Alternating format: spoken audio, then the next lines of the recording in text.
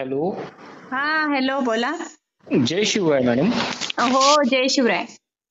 मला असं विचारायचं होतं मॅडम तुम्हाला की आता हे रेशन कार्डवर जे अनुदान मिळणार आहे हम्म. ते किती भेटणार आणि कसं भेटणार ते आम्हाला? हो आता तुम्ही जो प्रश्न विचारलेला आहे तर तो अगदी बरोबर आहे की नेमकं काय आहे बा ते रेशन कार्डचं? असं आम्हाला नेमकी काही लिंकच नाही, पण ते पाहतोय बा मी मोबाईलवर, त्याच्यामुळे मग तुम्हाला विचारावं म्हटलो. हो तर असं आहे की आपल्या शेतकरी बांधवांना आता रेशन कार्ड वरती अनुदान भेटणार आहे आणि याचा GR सुद्धा निघालेला आहे. आता कुठल्याही शासकीय योजनेचा लाभ जर आपल्याला घ्यायचा असेल किंवा तो भेटणार असेल त्यासाठी सर्वात महत्वाचं काय असतं तर GR निघणं असतं. जसं की आता 3 सप्टेंबरला नमोच्या 7व्या हप्त्याचा GR निघालेला आहे. तसंच आता शेतकऱ्यांना त्यांच्या खात्यावरती रेशन कार्डवरती अनुदान जमा केलं जाणार असल्याचा सुद्धा GR काढण्यात आलेला आहे आणि हा GR हा 4 सप्टेंबर 2025 रोजी काढण्यात आलेला आहे. मग आता या GR मध्ये नक्की काय माहिती आहे, कोणत्या शेतकऱ्यांना रेशन कार्डवरती अनुदान भेटणार आहे, ते किती भेटणार आहे आणि महत्वाचं म्हणजे ते कोणकोणत्या जिल्ह्यांना भेटणार आहे, ही सविस्तर माहिती आपण आजच्या रेकॉर्डिंगच्या माध्यमातून शेतकरी बांधवांपर्यंत पोहोचवण्याचा प्रयत्न करणार आहोत. तर लक्षात हे घ्या, आता हा जो GR निघालेला आहे रेशन कार्डवरती शेतकऱ्यांना अनुदान भेटणार, तर या GR नुसार एकूण 26 लाख शेतकऱ्यांच्या बँक खात्यामध्ये हे रेशन कार्डवरचं अनुदान जमा केलं जाणार आहे. आता हे जे अनुदान आहे हे डायरेक्ट DBT द्वारे शेतकऱ्यांच्या खात्यात जमा होणार आहे.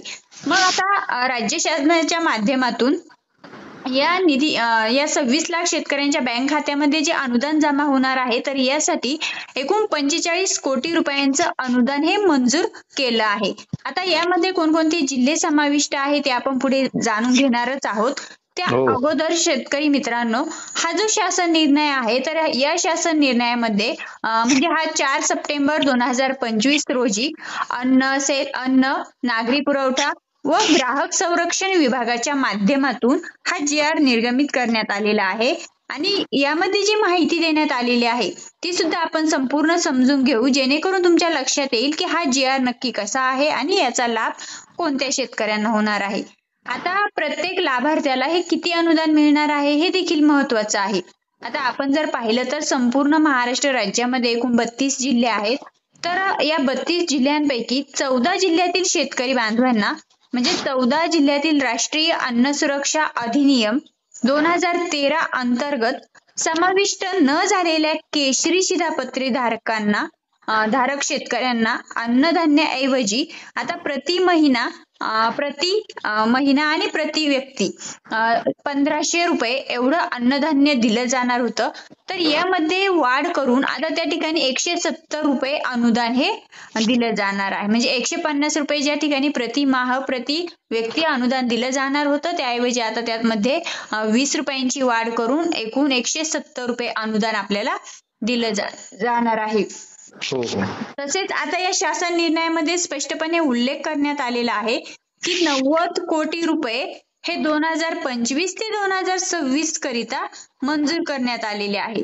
तर यापैकी 45 कोटी रुपये हे DBT मार्फत पात्र शेतकरी लाभार्थ्यांच्या खात्यात वितरित करण्यास मंजुरी देखील देण्यात आली आहे. यापैकी आता जे लाभार्थी पात्र आहेत अशा सर्व पात्र लाभार्थ्यांच्या खात्यात पैसे वितरित करण्यासाठी एकूण 44 कोटी 49 लाख 82,650 रुपये एवढा निधी ट्रान्सफर करण्यात येणार आहे. आता यामध्ये कोणकोणते जिल्हे पात्र आहेत तेही आपण जाणून घेऊया.